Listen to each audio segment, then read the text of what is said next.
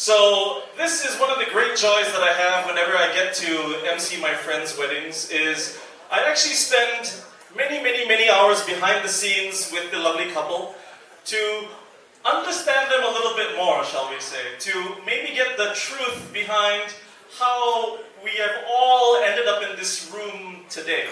And I know that some of you are friends, some of you are family, all of you have perhaps different versions of the truth. So I figured maybe today I might give you my version of the truth of how Becky and Gopi got together. Do I have your permission, Becky and Gopi? Excellent, excellent. So, our story starts in the spring of 2010. The Californian sun is out and our male protagonist, Gopi, is at Santa Monica College, SMC, getting his degree. Only a month ago, welcomed to Los Angeles by a tall, dark, handsome man who would one day play a significant role in his wedding reception. I wonder who. Gopi gets some life-changing advice. Gopi, get a girl and your life is pretty much set. Gopi figures the best way to do this is to find a tribe. Joining the SMC International Student Forum, ISF, as his extracurricular activity. There's some ISF members here. Gopi figures if he runs for office, women will just throw themselves at him. Think about it. Tharman, Obama, Gopi. It just makes sense. Now, when the elections open up, the Singaporean and Malaysian core proactively lobby for Gopi. Like Putin to Trump, the ISF president tells Gopi, "We got you. You have enough votes to win." And it's a formality, or so Gopi thinks. Meanwhile, in another corner of SMC, the vice president of the ISF has a meeting with the young cherry blossom herself, Becky. "I have enough votes, members of the ISF for you. You'll definitely get the position, Becky. Don't you worry about it." Now, it doesn't even matter that Becky isn't even an international student for the International Student Forum elections. Neither Becky nor Gopi know that they are political pawns. Now, it's election day, and just like the Shinkansen, Becky arrives on time. She gives an impassioned speech to the ISF members and sweeps the election stakes. Just after taking office, the door to the ISF room bursts open and in swaggers young Gopi and his entire ASEAN crew behind him. Gopi is of course unaware that he's late for his own election, and when he realizes he has lost, for the very first time, Gopi takes in the newbie to ISF, who in his mind has stolen his committee position. Becky, she's pretty, with a sparkle in her eyes that looks innocent, yet gullible. Kawaii, as they say. She appears to be strong, independent, mysterious. Now Gopi, sitting at the back of the room, observing Becky in a totally non-creepy brown man sort of way. He recalls some sagely advice from his charming, dashing friend. "Get a girl, girl, girl, girl, girl. You'll be set. And so, Gopi has a new mission in his life. It doesn't matter that he didn't win the election. His new mission, my friends, is to win Becky's heart. A few days later, the opportunity arises for Gopi to finally speak to Becky for the very first time. "I'm Gopi. You're cute. You're lucky I let you win the election, you know. So, can I get your number?" And Becky replies, "Piss off." Actual first words. Weeks pass and Gopi finally finds a way to get into Becky's good books. You see, in LA, without a car and unreliable public transportation, you're pretty much stranded, isn't that right, Becky? And so Gopi learns that Becky has classes in a satellite campus, and he offers to drop her off on his way home.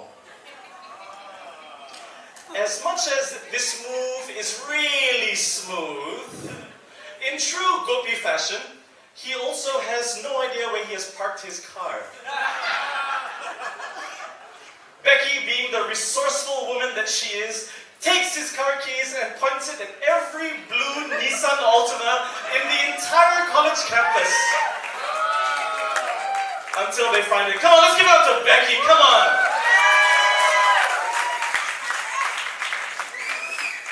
So, on the car ride to the satellite campus, they finally converse, and she thinks to herself, he has no idea how to be punctual.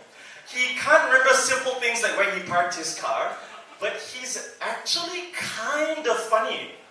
Who knew? And so from there, the daily texting and calling ritual begins. Our bumbling Bai Suta levels up! A month later, both Gopi and Becky are invited to a birthday party at a nightclub. The pre-gaming ritual sees our Punjabi prince spend most of the night outside of the club with the lovely Cherry Blossom. Her tender liver, more accustomed to delicate sips of warm sake, instead of the rough and tough shots of Mexican tequila that she has been given. Of course now, this means that she cannot enter the club because she's had one too many. And so, our hero keeps her company outside because that's what a gentleman does, am I right? When the night ends, Becky is still attempting to sober up, and our hero takes on the mantle of personal chauffeur once more. Not wanting to head home to her host family so soon, Gopi suggests that Becky sober up more at his place before he drops her home.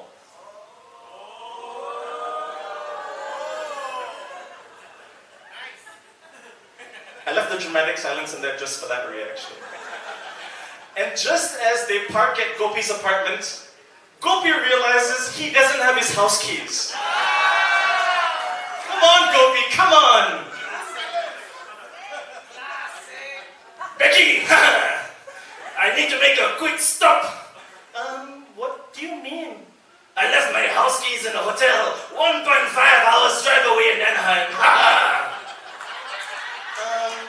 What? How? Yeah, it's a long story. Just come for a drive with me. Becky is very amused by this strange and disorganized brown boy. And so she agrees to his plan. At 2 in the morning, they drive all the way from downtown LA to Anaheim to pick up his keys. Anyone who lives in LA knows that's really far away. By the time they get back, it's 6 a.m. In the elevator from the car to his apartment, Gopi thinks to himself, I've spent several weeks texting Becky. I've been her chauffeur. I was a knight in shining armor outside of the club tonight. We've also spent the last 4 or 5 hours chatting non-stop in the car. It's 6 a.m. This hottie from Hiroshima is heading up to my apartment. I shall attempt to kiss her. Now Gopi leans in, his pupils dilate. He hears Bali Sagu angel sing, take it easy, policy. And in the next moment, Becky also leans in. Her pupils dilate, and then she knees Gopi in the pakoras.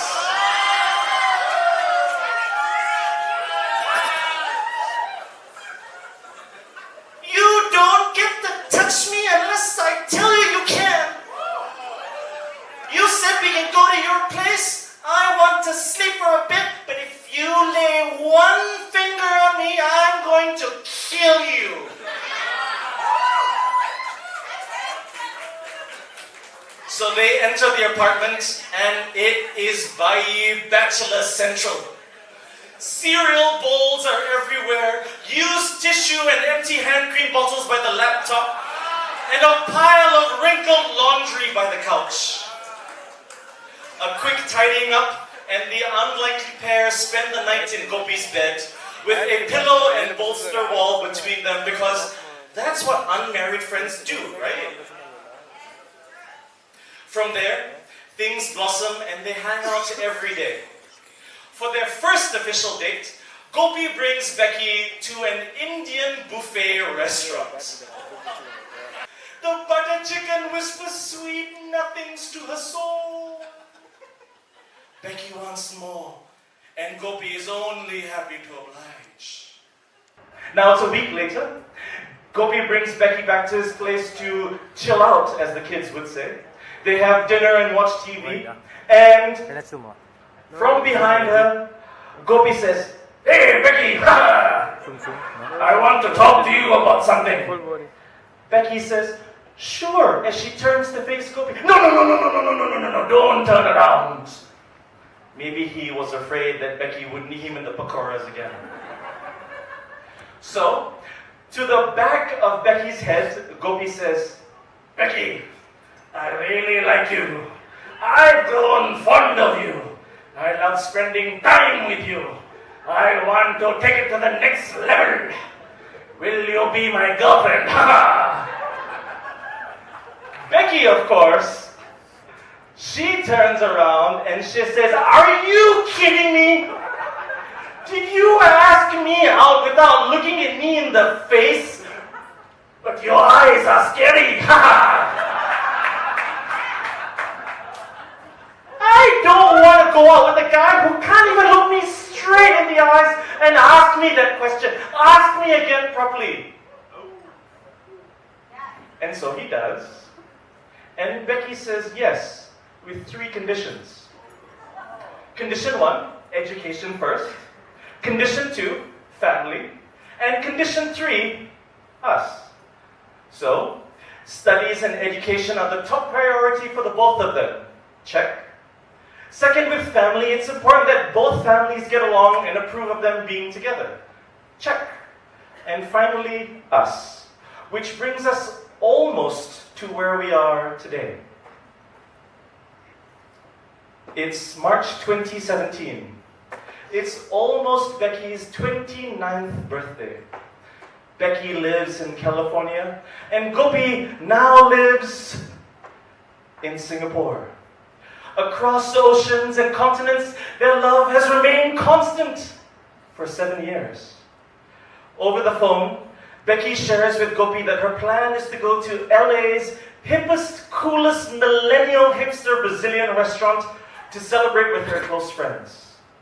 It's 1 week before Becky's birthday. "Okay, Becky, it's your last birthday in your 20s. I'm flying over." Okay, sure, you can come. Dinner day arrives. It's 5 p.m. Gopi is due to pick Becky up at 6:30 p.m. for dinner at 7 p.m.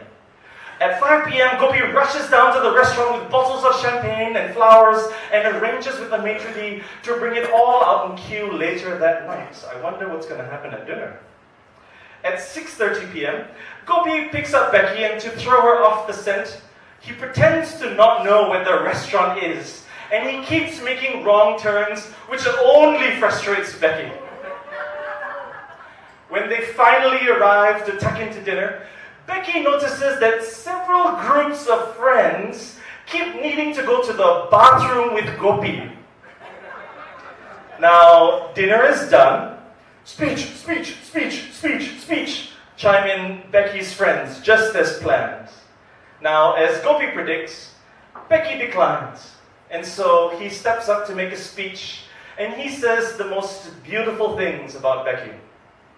About how they had been dating for many years, about how he was grateful for what they shared over the years, how they had gone through a lot, and at this point, Becky is bawling and trying to dry her eyes with a napkin when she notices her 3 closest girlfriends sitting near her all gasp.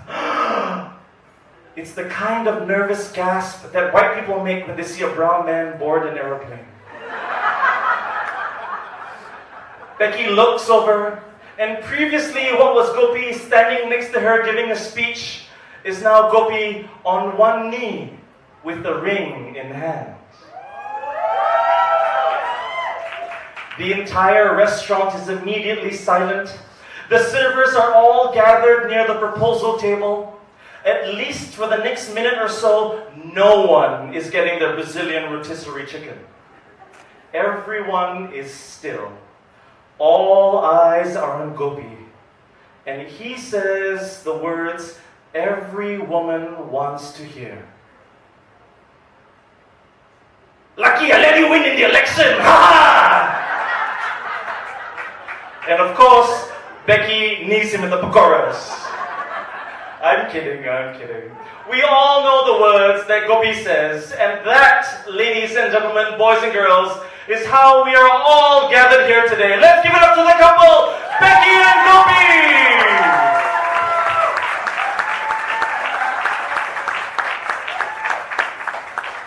So now that we know how the bride and groom got together, I'd like to direct your attention to the screens to my left and right to watch the prime years of the Punjabi prince himself, Gopi.